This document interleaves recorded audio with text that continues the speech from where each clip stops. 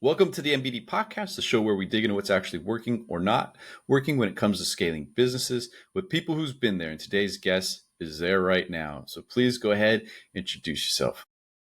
Hi, thanks so much, Jason, for having me on. I am Sydney Kida-Timmers, and I am the Senior Marketing Manager at 86 Repairs.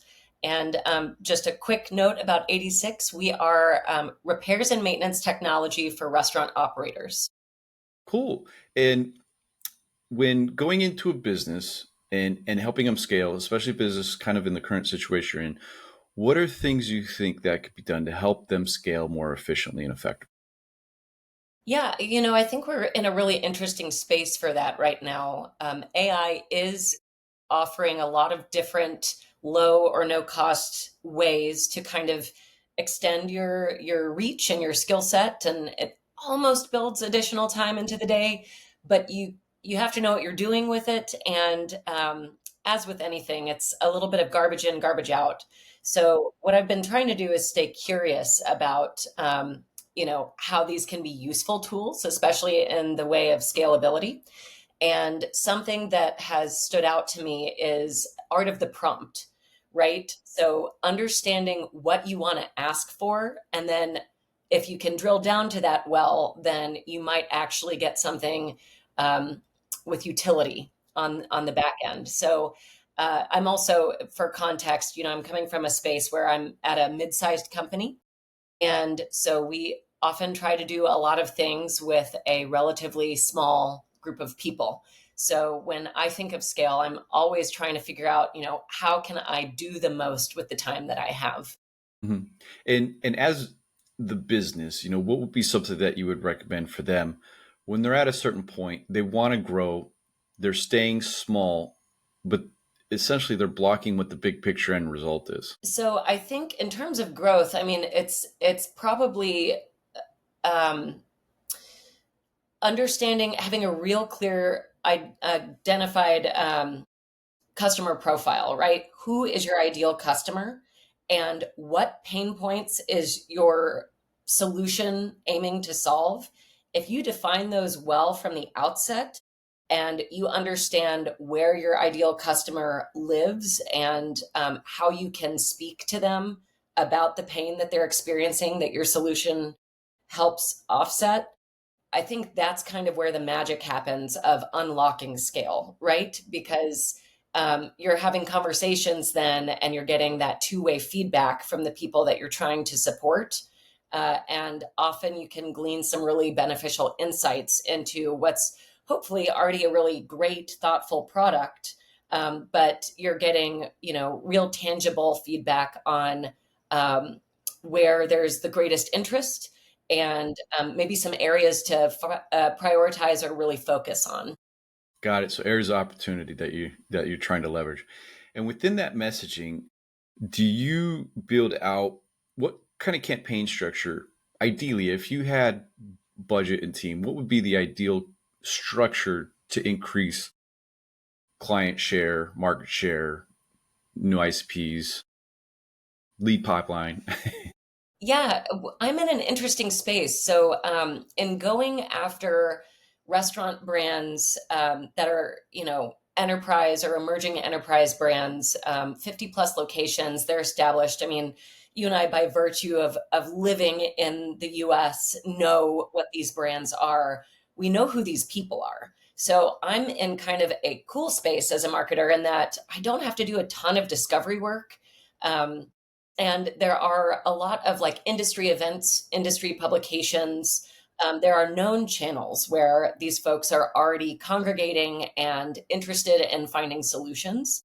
So, if anything, it would just be, I would love to be able to have a team that could engage more in the online conversations that are happening, in addition to who wouldn't love more money, right? So a bigger budget to attend and do really special activations in every event where these folks are convening, so that you don't just get to have FaceTime with them, but that you can really make it memorable and something a little bit more special than your standard trade show booth, Business card flyby. swap.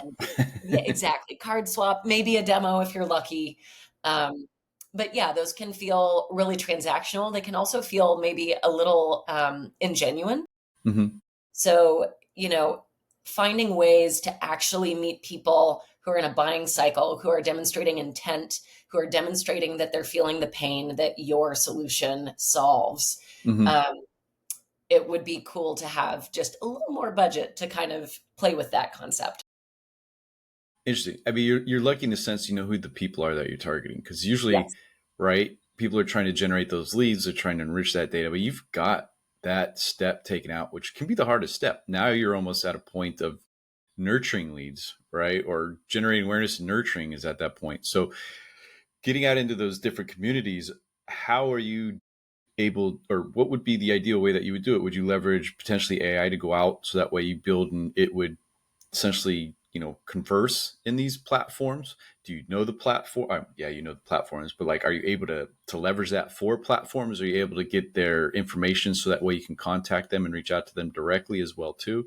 What kind of way would you build out those processes to engage with these people that you know where they are, you know where they're going, and you have their info? for sure.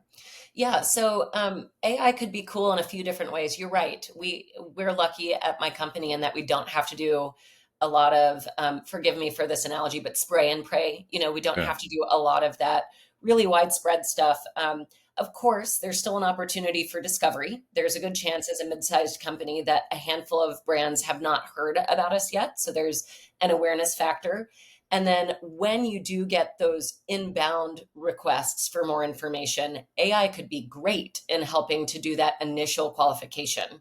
Are you a good fit? There are some restaurant operators that frankly are too small to really see the financial benefit of our solution because we work best for brands at scale.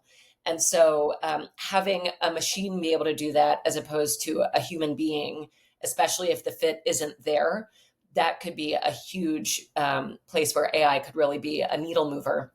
The other one is just in content generation and volume of staying in the conversation, staying relevant, especially in the digital space. I'm a lean team of one. And so, when it comes to making sure that you are engaging in the different online arenas where your customers are doing business or even spending some of their social time, in B2B, that's honestly LinkedIn is a big focal point for us, but there are a bunch of different forums where people can turn to. And you're still looking at a challenge of like, the message needs to look different from LinkedIn to YouTube to Twitter to, a blog or a Substack post. And then, that's not even getting into more conversational forums like a Reddit. Hmm. So it's if AI could help just generate some of that content or repackage that content in a way where I can have a singular idea, but then it's parsed out in the different avenues and kind of spread in the different places that we would like to be. That could help free me up to really pay attention to those things that are more back and forth in terms of engagement and Yeah. discovery. Yeah. As a team of one, you're you're restricted on the amount of time you have. There's only so much time in a day. You can't work 24 hours. So like what you're saying exists. So I mean that's the good thing, right? So now it's just finding the opportunity to get it, because you probably don't have time, one, to research the stuff, because like I just got to get it done. I don't have time to spend trying to research how to get this done. So yeah, easy solutions though. Those are things that you can get into and have taken off your plate, essentially being able to engage with people and create that idea and have it come out in multiple different ways. You've got your messaging. So let's say that you make initial contact and you're trying to nurture this lead and you have your sales cycle. Like, what are the steps that you're doing to get and maintain top of awareness, to get a call, to get a demo, to go to the next step? Yeah, absolutely. So social proof continues to be a huge lever that we can pull. And so for the brands where we are being utilized and we've been really successful in driving results for their team, showcasing those stories is huge. And that can kind of help to uncover maybe a forgotten pain. So another thing about the space where my company works, we are repairs and maintenance for restaurant operators. We have a software that helps them manage that. and then people as well. So we've got a full team of folks who are answering phones and helping to make connections and do live troubleshooting. So the thing about the food service industry is no one gets into the restaurant biz thinking about repairs at all.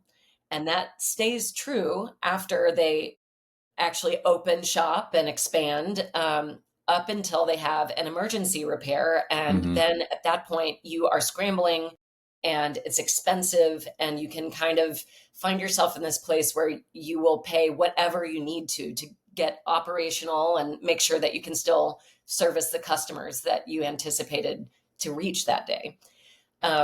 So something for my company that's tough is we are fighting that perception that repairs and maintenance is like third, fourth, fifth on the list of priorities for an operator in the day to day.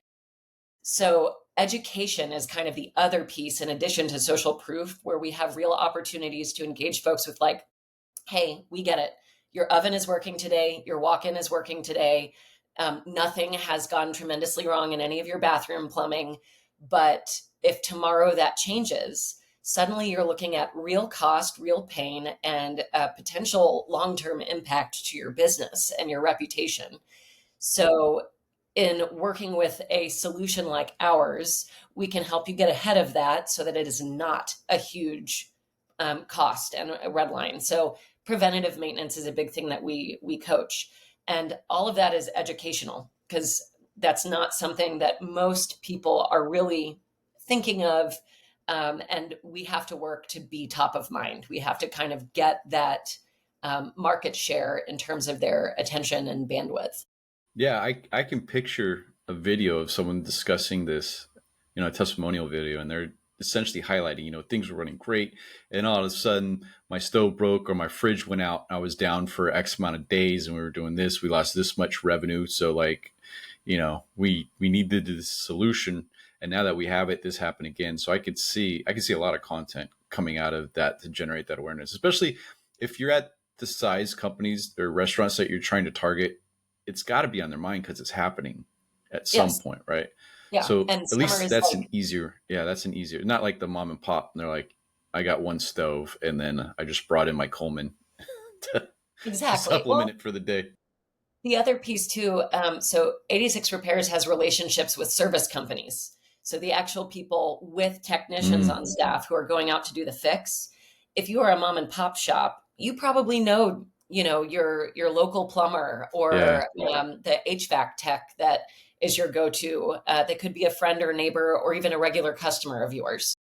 If you are scaling and you start to look at like a large territory, multiple states, several locations, those become harder and harder relationships to manage. And you can see something go down at a moment's notice anytime. So that's really, again, that scale is kind of a point where a solution like ours really makes a lot of sense. Yeah. No, awesome.